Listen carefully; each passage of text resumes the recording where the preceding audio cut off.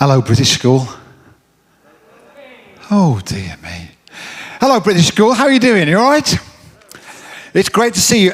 My job is to welcome you and maybe just say a few words because it's the first time we've been back like this for quite a while.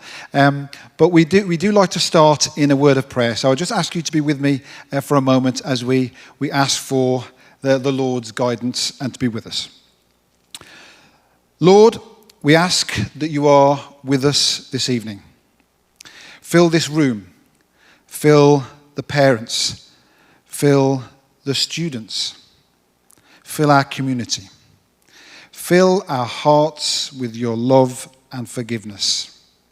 Let this love and forgiveness be an inclusive one that always remembers who we are.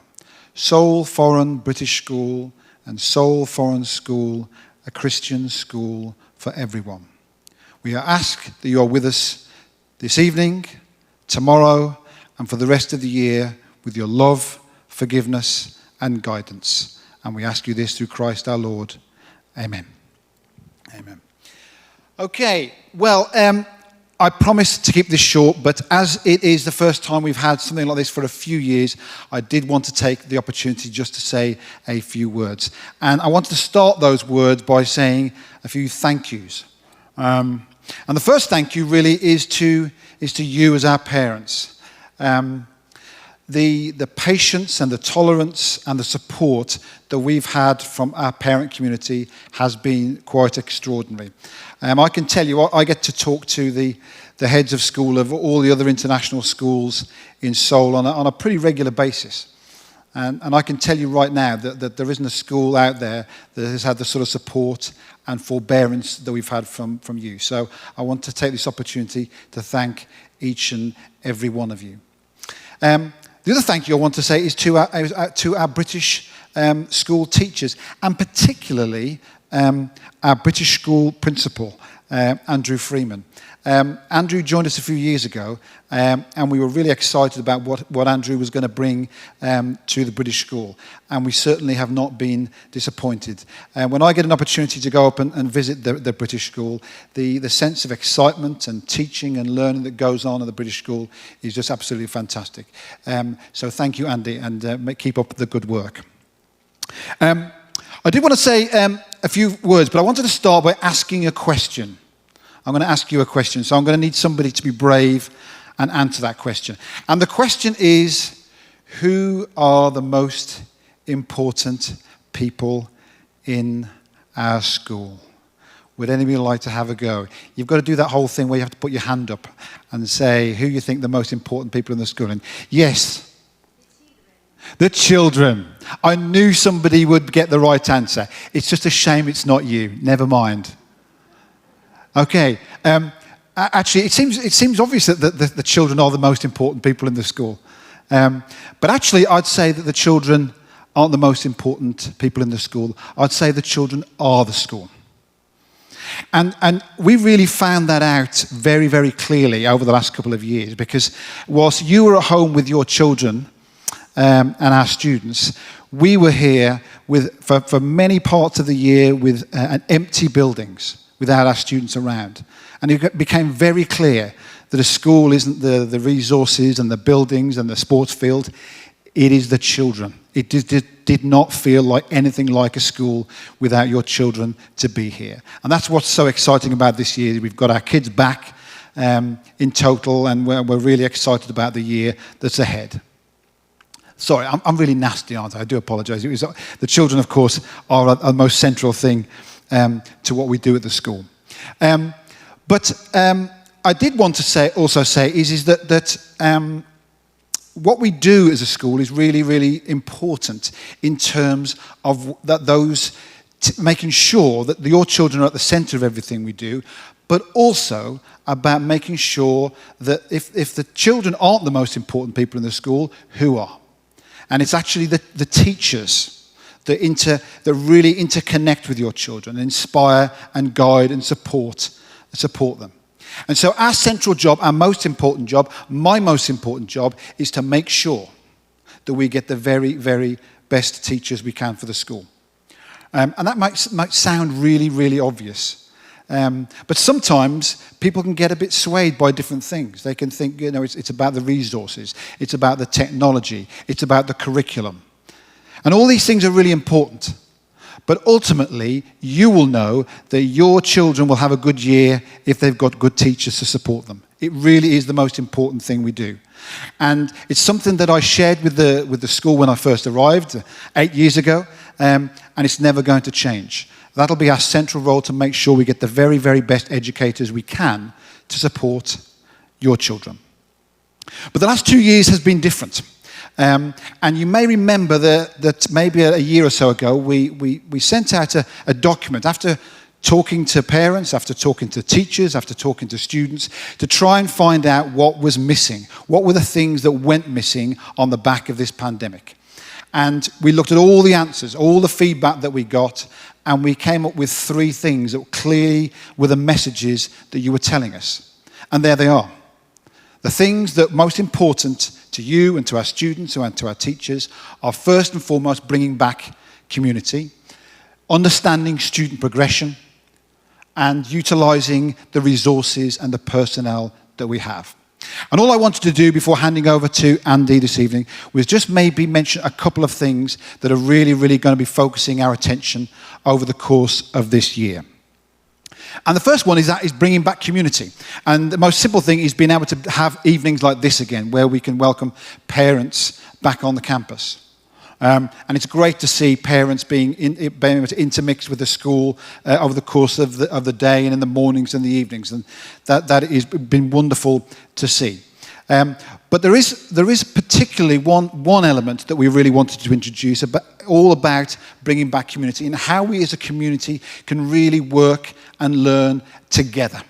And what I'm going to do is I'm going to ask Mr. Jan-Mark Seewald, who is our Assistant Head of School for Academics, to talk to you a little bit about something that we're very excited about, that you're going to hear more and more about as we come out of the pandemic. And it's an opportunity to involve everybody in our community, and particularly you as our parents, in really learning and supporting our educational community. Jan-Mark.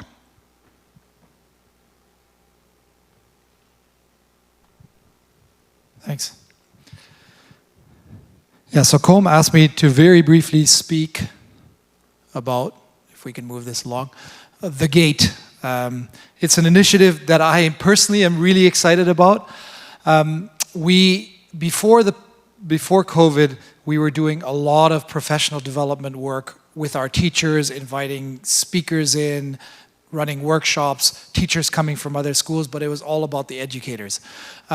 When that all stopped with the pandemic, we had some time to reflect, and a group of us sat down together and said, how can we restart that again, make it exciting for our educators, but do more than that? So the Gate was born, and it's really about professional learning for educators, but more importantly, that I wanted to share with you, we are also looking very seriously at educational experiences for parents. So how could you come onto campus, maybe experience some of the things your kids are experiencing in class, what that looks like. We also want to host more student events that might not usually happen at school that students are involved in.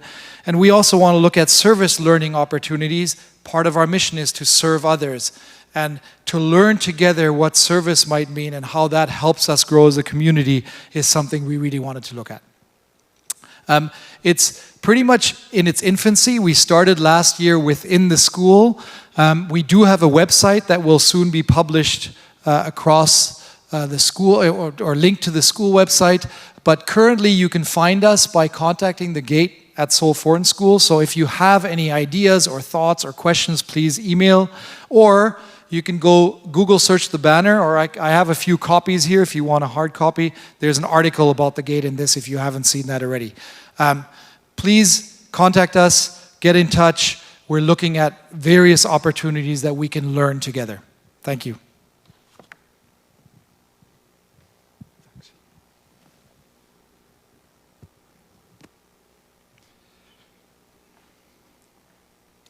And the Gate is just one example of how we were determined that over this last 2.5 years, that we weren't just going to wait to get back to normal, but that we're going to come back stronger and better. Because it's really important that if you're going to be a great school, you have to be committed to being better each year. And I want to share one other thing with you this evening about how we're trying to make sure that that's a certainty in terms of making sure that we are better every single year. Because the second part of that way forward was understanding student progression.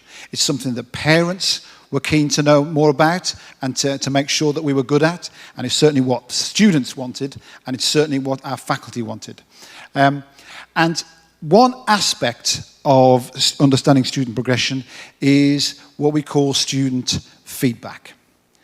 Making sure that students understand how they have done in whatever element that they're working on. And what I'm going to do for you now is I'm just going to show you a very short clip. It's about 2.5 minutes long, by somebody called Dylan William. And Dylan William is probably one of the foremost experts in the world, actually, surrounding student assessment and feedback. And we're going to be working with him later in the year. And there's a little clip here which it really does underline the importance of student feedback. So it's about 2 minutes. Let's see if we can get things rolling.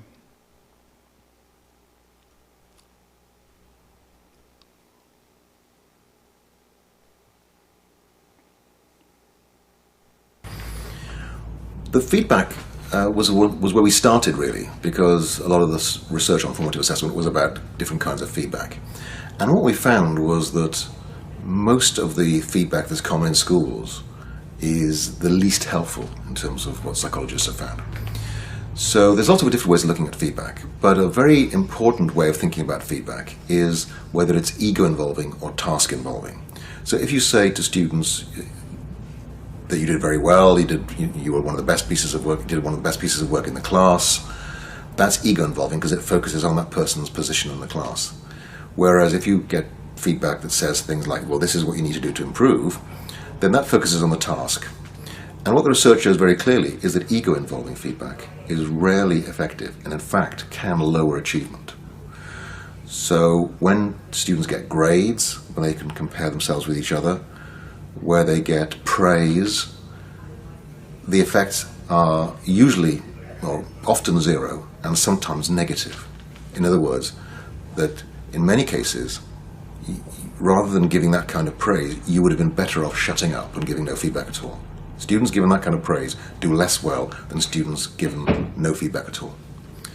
But what the research also shows very clearly is the conditions under which feedback is successful. So the research shows, for example, that when the feedback focuses on what students need to do to improve, and in particular how to go about it, then you get very large impacts on student achievement. So the challenge for teachers is to take these very broad principles that I've outlined and work out what it means in their own classroom. The way I summarize all this is to say that I think that good feedback causes thinking. The really important thing is that when a student gets a piece of feedback, the first thing they do is think, not react emotionally, not disengage, but think. That's very important because what the research on student motivation shows is that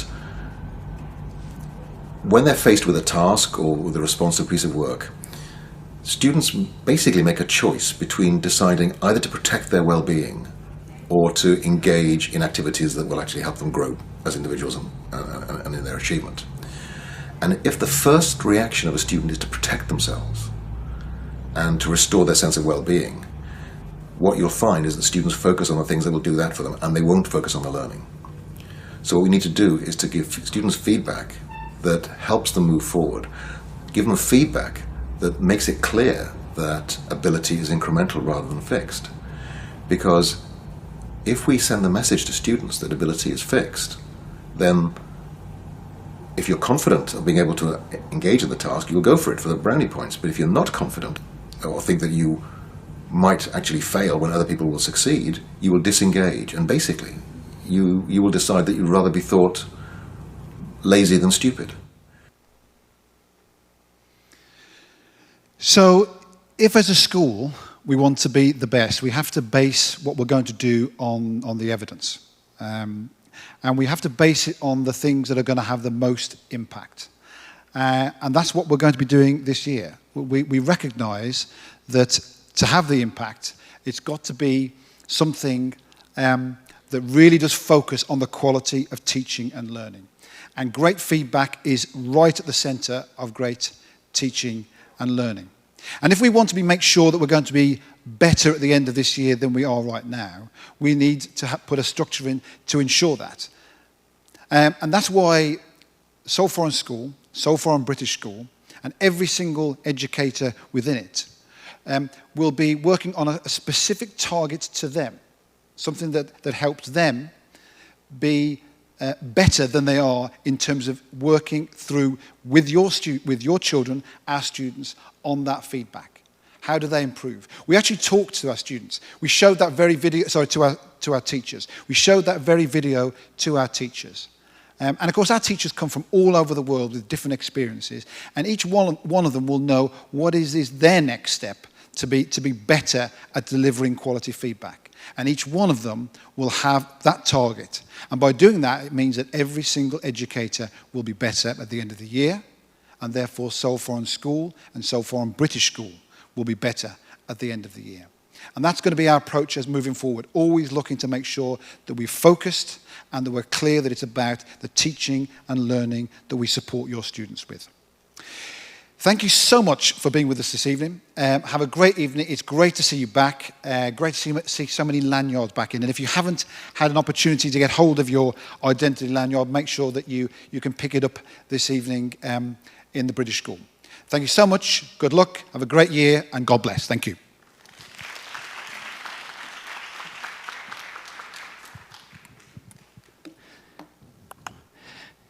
I always get worried when people call me Andrew, because I was always in trouble with my mum when they used my name Andrew. It was always Andy, but I wasn't quite sure where you were going. But welcome to the British School this evening. Like Com said, it's nice to see you all. And we hope that this evening, I'm going to just share a few slides, just to give you an overview of the British School. Some of you would have seen it before, some of you not. But I know there's probably some of you in this room who've probably been at the British School for a couple of years and not ever had the opportunity to walk around like you're going to do tonight. So whether you're new or been here for a couple of years, this is an opportunity for you to engage with our faculty, engage with our staff, and just find out a little bit more about the British School. Which comes to the first slide, really. We talk a lot in the British School about being a community, being a strong community, being part of the SFS community. And we interviewed and surveyed people about a year ago about what brings you to the Seoul Foreign British School. Why the British School? What is it? And you can see here some of the answers from, I keep looking at this on the screen here as well, so I can look down.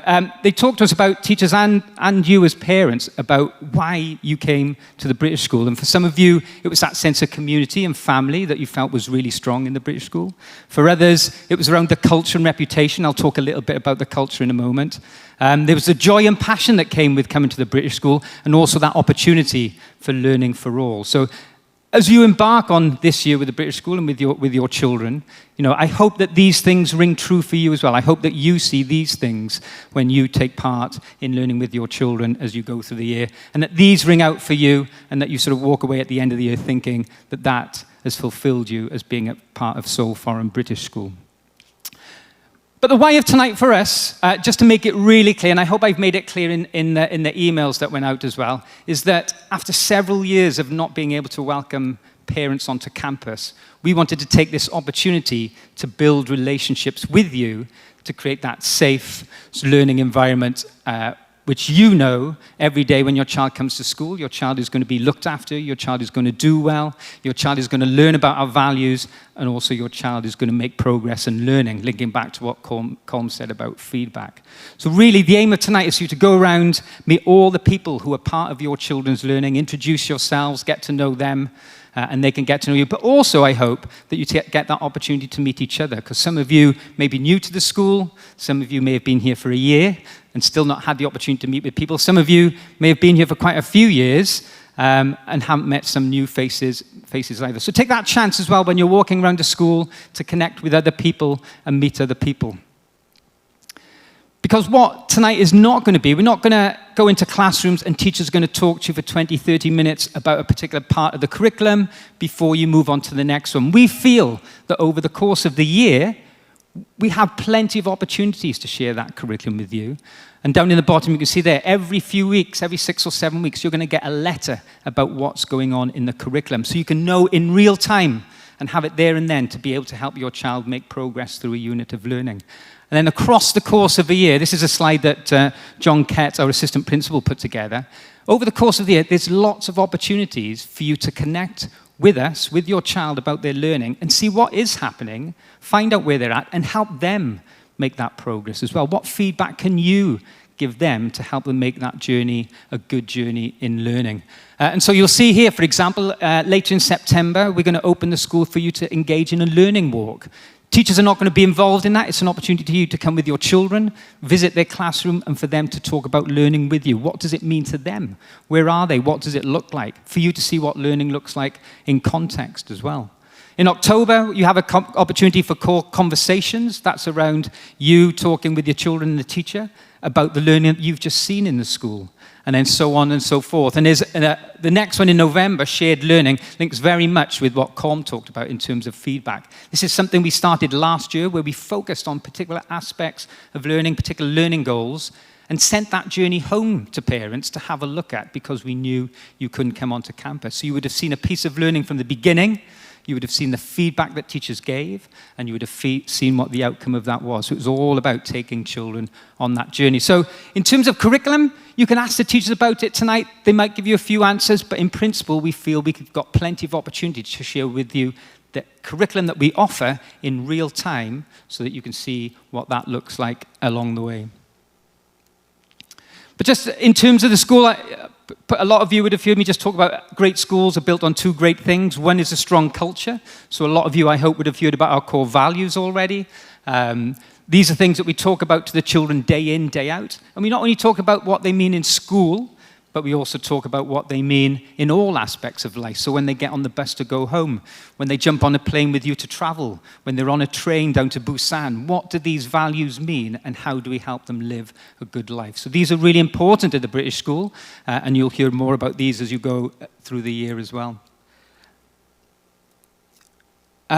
And then the other part of a great school, you've got a strong culture and you've got a great curriculum. And here's just an overview, really, of the curriculum that runs right through the school. Some of you have children in foundation, so you'll be following the IEYC, the International Early Years Curriculum. Then we go through the primary for ages 5 to 11, and then the middle years curriculum for our Key Stage 3 students. So these frameworks are all written by the same curriculum writers, but they are different in how they approach learning with your children. So for the younger ones, we know that play is very important in helping children learn and grow and develop.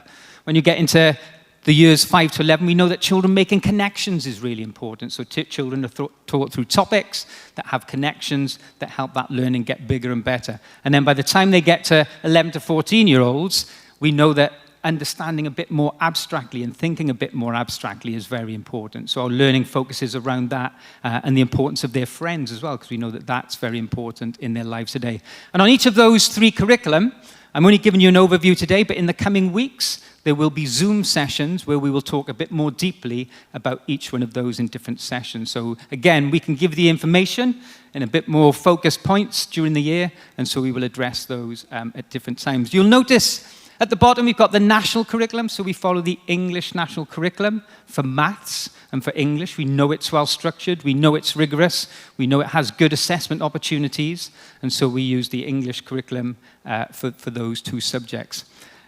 Three other pictures I normally put up there, which sort of tie in with what Colm said as well, and what Dylan Williams says. He says, feedback should create thinking for children. And three things we talk to our teachers about that should be embedded in these curriculum is that every day your child should have the opportunity to think.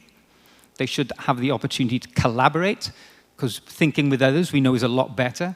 And we also ask teachers to make sure that that learning is relevant either to their lives today or to their lives in the future. So there are three important parts that sort of underpin all those curriculum areas. So in terms of the school, the British School, we have our core values and we have our curriculum there.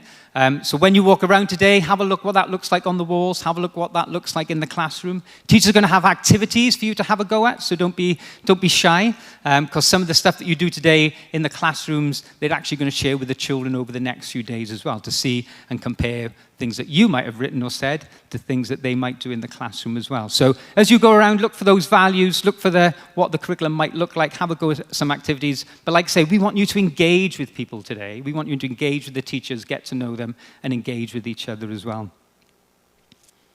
In terms of engagement, we have a parent association at the British School, and each section has their own. And I'd just like to introduce Heather Ullman at the back there, who's one of our representatives. There we are, giving a wave. And we've also got Joelle Lewis, who's hiding over there in the corner, who represent our parent association and are here to try and build that community back with us coming out of COVID. So I know they've got a coffee morning planned tomorrow, and they've got some other ones coming up in different places over the coming weeks, just to try and bring you as parents together as a community to find out, how can we help you as a parent community in either settling into Korea or learning a bit more about the school, but also then, I was talking about Heather earlier, how can we then use that to help our students and help our teachers as well in terms of the opportunities that we create. So Heather and Joelle, you'll see those names, they'll be reaching out. There's a parent coffee tomorrow. And then next week, Joelle, at 1 o'clock, we're going to get some parents together to start thinking about how we structure the parent association for the year ahead as well.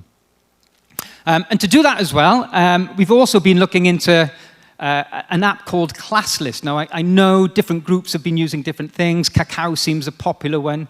But what we found, it was quite difficult to track some of the conversations that were going on in different classes or across different year groups in terms of Kakao. And it's thanks to Joelle, actually, and some members of our PA last year who looked into this app called ClassList, where we can collate all of your information in terms of contact, and then we can group how messages go out, and we have a lot more structure to things that people respond to, how we feed back and things like that. So in the next week or so, Joelle, we think we'll have an email coming out to you. It's an opt-in opportunity to be part of to connect all parents. We encourage you to opt in because there's messages that go out about different events at school, different events of the PA. So when that email comes out, there'll be some instructions. So you can download that app and connect in that way. So we're going to try and move away from the Kakao groups and provide a bit more structure for you as parents to connect in lots of different ways with events and different groups as well. Tonight as well, for those interested, we do have our second-hand uniform out, so if you're looking for some bits of uniform, then please feel free. It's in the green room, which isn't a green room, for those who know the British school. It's a white and yellow and grey room, but because it was green before, we've always called it that because the children knew it. But it's downstairs on the first floor, and it's the PE room, but you can go and get some uniform. It's an honesty box approach, so every piece of uniform that you take, we ask for 5,000 won, and you can just put that in a box, and then that money goes to the Parent Association to support any events or any things that our classes do with the children. For those who've got children in Key Stage 2, we did our launch of Mary Poppins today. Anybody not know Mary Poppins, the movie? No, we're all good. Chim Chimney, waving, flying across the stage with an umbrella. So Mary Poppins, they started today, and so there are auditions coming up. Mrs. Moon was going to try and be here tonight to answer any questions, but she can't make it. But she did want you to know that today the children learn to dance, so they should be able to show you that if you're in Key Stage 2. And there'll be auditions next week on Monday and Tuesday, I think, Mr. Kent, wasn't it, for those? So look out for information that's due to come. And I think she's also got some slides to share with you at a later point. I'd also like you to encourage you to visit our library. We have a new library lead this year, Mrs. Seawalt, and she's actually restructured the library already, opened it up a little bit more with shelves, but that's somewhere that we're really trying to push with the children as somewhere to go.